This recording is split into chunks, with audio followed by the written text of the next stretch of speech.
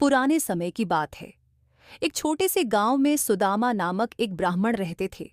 सुदामा बचपन से ही भगवान श्री कृष्ण के घनिष्ठ मित्र थे। दोनों ने गुरु संदीपनी के आश्रम में शिक्षा प्राप्त की थी। सुदामा का जीवन अत्यंत सरल और निर्धनता में बीत रहा था। फिर भी उनके मन में कभी कोई शिकायत नहीं थी।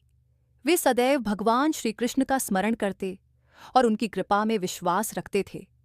सुदामा की पत्नी ने एक दिन उनसे कहा, आप भगवान श्री कृष्ण के मित्र हैं। वे अब द्वारका के राजा हैं। उनसे सहायता मांगने जाइए ताकि हमारे जीवन में भी कुछ सुख आ सके। सुदामा ने पहले तो यह बात ठुकरा दी, लेकिन फिर अपनी पत्नी के आग्रह पर वे श्री कृष्ण से मिलने द्वारका जाने को तैयार हो गए। सुदामा के पास राजा के लिए कोई उपहार नहीं था। उनकी पत्नी ने थोड़े से चावल बांधकर उन्हें दे दिए। सुदामा ने वे चावल साथ लिए और नंगे पैर द्वारका के लिए चल पड़े।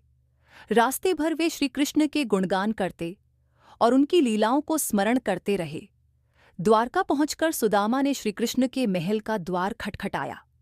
जैसे ही द्वारपाल ने उनकी उपस्थिति की सूचना दी, श्री कृष्ण दौड़ते हुए बाहर आए। उन्होंने सुदामा को गले लगाया और कहा, मित्र, तुम इतने दिनों बाद कैसे आना हुआ?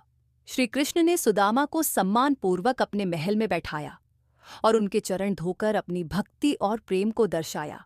सुदामा ने अपने पास के चावल श्री कृष्ण को भेंट किए। श्री कृष्ण ने उन चावलों को बड़े प्रेम से ग्रहण किया और कहा, यह तो अमृत के समान है सुदामा। सुदामा ने श्री कृष्ण से अपनी गरीबी का जिक्र नहीं किया। वे खाली हाथ ही लौटने लगे। लेकिन जब वे अपने गांव पहुंचे तो उन्होंने देखा कि उनका टूटा फूटा घर एक सुंदर महल में बदल चुका था। उनके परिवार के लिए हर प्रकार की सुख सुविधा उपलब्ध थी।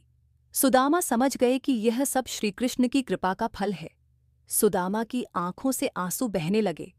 उन्होंने मन ही मन श्री कृष्ण का धन्यवाद किया और अपनी भक्ति और मित्रता के लिए उन्हें नमन किया। कहानी का संदेश, यह कहानी हमें सिखाती है कि सच्ची भक्ति और प्रेम का कोई मोल नहीं होता। भगवान अपने भक्तों की हर छोटी बड़ी आवश्यकता को जानते हैं और समय आने पर उनकी मदद अवश्य करते हैं। इस कहानी को आप अपने चैनल पर सुंदरता से प्रस्तुत कर सकते हैं। इसे भक्ति भरे गीतों और छवियों से सजाकर